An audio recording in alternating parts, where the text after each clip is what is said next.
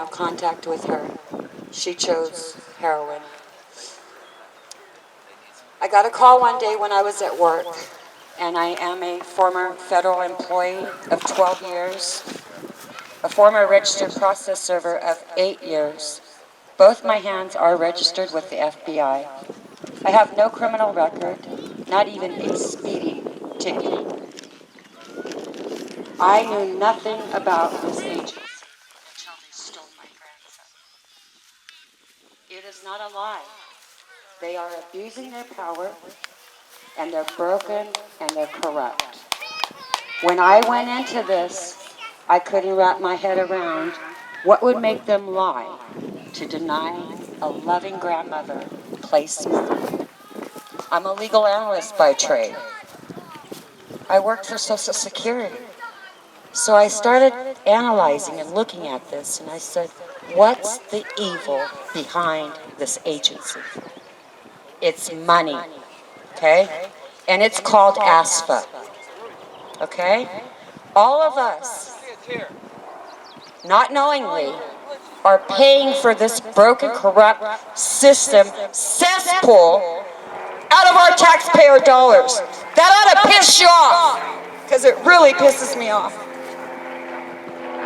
So anyways, before I knew about this broken, corrupt, lying agency, I called them for help.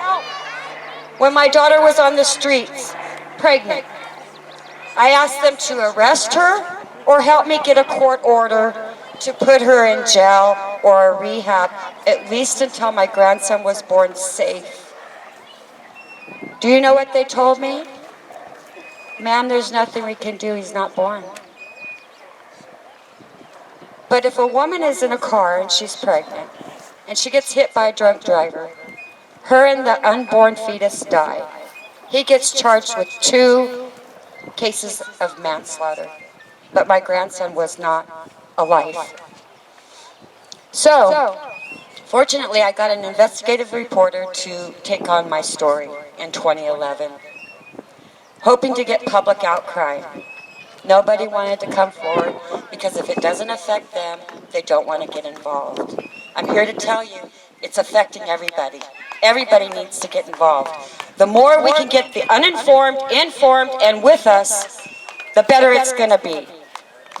Why can't we get media attention like the immigration crisis? It's been going on in this United States for over 20 years. Nancy Schaefer was telling people about it. And it's still going on. In fact, it's worse. There are million-dollar lawsuits, as Ms. Fox Sloan said, down in Orange County, California. A trial attorney by the name of Sean McMillan is suing the shit out of them. And it's not changing. And I told him, Sean, what good is it if you're not getting the kids back? Because it's the only thing I know how, Kathy, is to sue them. It hurts them in their pocketbook. Well, I've been watching for 6 years, and it's still going on. I'm grateful for him. He's very knowledgeable. He's very helpful to us people. He has his own Facebook group. He has his own YouTube channel. He teaches you how to file your own tort claim. But when he got taken, I fought it for 3 years as my own lawyer. I went all the way to the appellate court. And when I lost, I had a nervous breakdown. It gave me a broken heart. Forever. My heart is broken, and I'm pissed off. I fought for this boy before he was born, 9 months. I was going into the pits of hell, where the drug dealers were, threatening them. Nobody would help me. God was by my side. Then he's born addicted. I'm with him every day at the hospital doing physical therapy because he had tremors. Yes, my daughter did it. So CPS gets involved because the hospital is a mandated component. They come to the hospital and they do the TDM. This is what I want changed here and now. There were no attorneys present. I didn't have an attorney. My grandson didn't have an attorney in this TDM meeting. In a criminal case, they are innocent until proven guilty. Why aren't we? Where are our Miranda rights when CPS comes into the picture? I want recording cameras on social workers. I want transparency. Forget this that you're protecting a child so that the case is complete secrecy. That's just a farce. They're only protecting themselves. I want it opened up. There's a way to still protect the children, Jane Doe, John Doe, just like they do in other cases. I want this opened up. So they have the TDM making meeting. My daughter by this time is in inpatient rehab. She's getting no services. They come in and they start laying out the law of what they said she's done and hasn't done. She was trying at that point. It's the only time I would ever stand up for my daughter. If she was doing wrong, I would say she was doing wrong. She was in patient rehab. Not one day of therapy. They said that she was non-compliant. And I said, I'm sorry, you need to retract that statement. That is a lie. The woman told me, if you do not shut up, I'm going to make you leave the room. She was the crisis team supervisor. And I said, ma'am, you have no right to speak that way to me. I love my grandson. I did nothing but try to protect him. I understand why you guys are here, but I'm here to raise him. If you continue to speak that way to me, I'm going to file a lawsuit.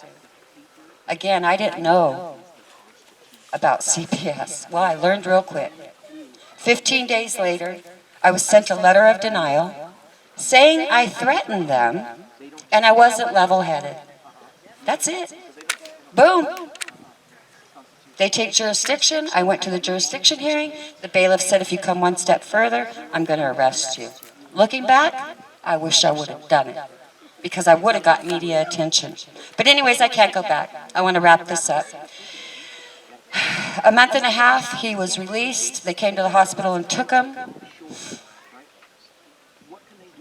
I got to see him all the way up to his 3rd birthday because I appealed it. I found my way in.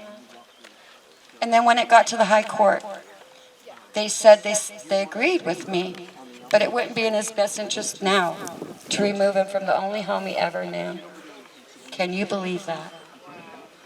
So that was it. That was my last visit. He's adopted. He's 6 years old now, and I'm never going to stop.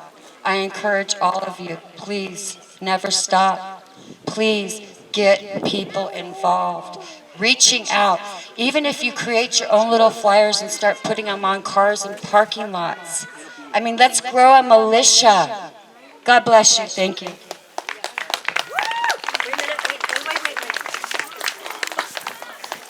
I get kind of embarrassed standing in front of people, but there's a gentleman that's walking around with a camera. So if